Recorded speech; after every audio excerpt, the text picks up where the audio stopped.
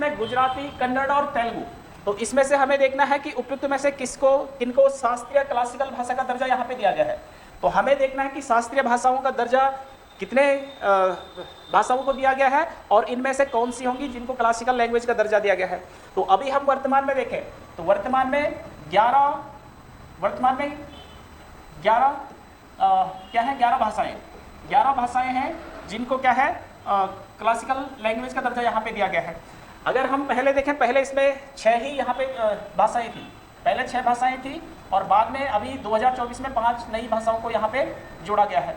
तो यानी कि कुल मिला के अब वर्तमान में अगर हम देखें तो 11 क्लासिकल लैंग्वेज यहाँ पे हो जाएंगी। तो इसमें से हमें ढूंढना है, या सबसे पहले अगर पूछा जाएगा कौन सी लैंग्वेज यहाँ पे जोड़ी गई थी, तो सबसे पहले तमिल को जोड़ा गया था। तमिल को शास्त्रीय भाषा का दर्जा दिया गया था सबसे पहले 2004 में। उसके बाद इसमें फिर आता है 2005 में संस्कृत को यहाँ पे क्लासिकल लैंग्वेज का दर्जा दिया जाता है। उसके बाद यहाँ पे अगर हम देखें कन्नड़ और तेलुगु, तो इन दोनों को 2008 में क्लासिकल लैंग्वेज का दर्जा दिया गया था। उसके बाद इसमें आता है मलयालम को यहाँ पे दर्जा दिया जाता है कब, 2013 में।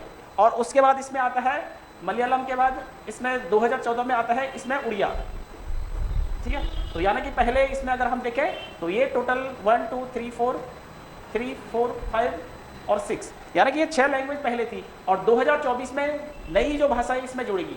2024 में अगर हम 2024 में देखें तो 2024 में 5 नई भाषाएं जोड़ी जाती है इसमें। एक तो बंगला हो गया, इसके अलावा असमिया हो गया, असमिया के अलावा इसमें पाली हो गया, पाली के अलावा इसमें जोड़ा जाता है किसको, प्राकृत को, ठीक है। और प्राकृत के अलावा इसमें एक और जोड़ी जाती है, तो वो हो जाएगी कौन सी, पाली, प्राकृत और इसमें जोड़ा जाएगा मराठी, ठीक है। एक हो जाएगी इसमें मराठी। तो यानी कि अब टोटल अगर हम देखें तो ये 11 लैंग्वेज यहाँ पे हो जाएंगी। तो इसमें से हमें ढूंढना है कि कौन सी नहीं होगी।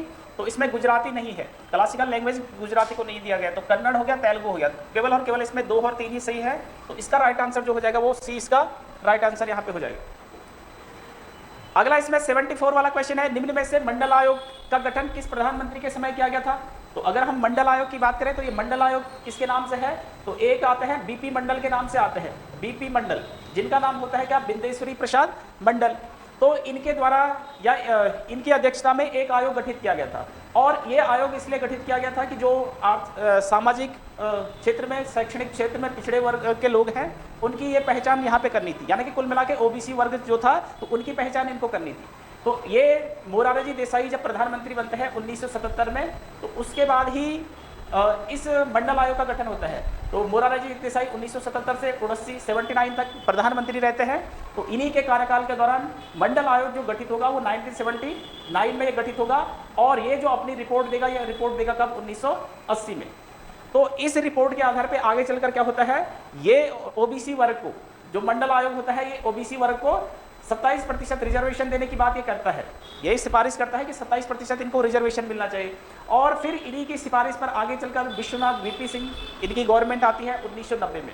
तो यानी कि हम कह सकते हैं कि 10 साल के बाद, 1980 में इन्होंने रिपोर्ट दे दी थी, उसके 10 साल के बाद 1990 में क्या होता है, जो ओबीसी वर्ग है इनको 27% यहाँ पे रिजर्वेशन दिया जाता है 1990 में। तो वीपी सिंह सरकार 1990 में ये रिजर्वेशन यहाँ पे देगी।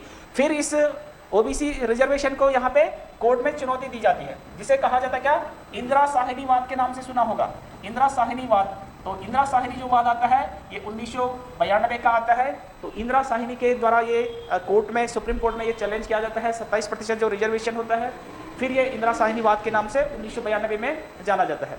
तो इस वाद में सुप्रीम कोर्ट क्या कहता है, इसमें कहता है कि जो ओबीसी जो ये आरक्षण है ये 50% आरक्षण से अधिक नहीं होना चाहिए, इतना रिजर्वेशन की बात सुप्रीम कोर्ट कहता है।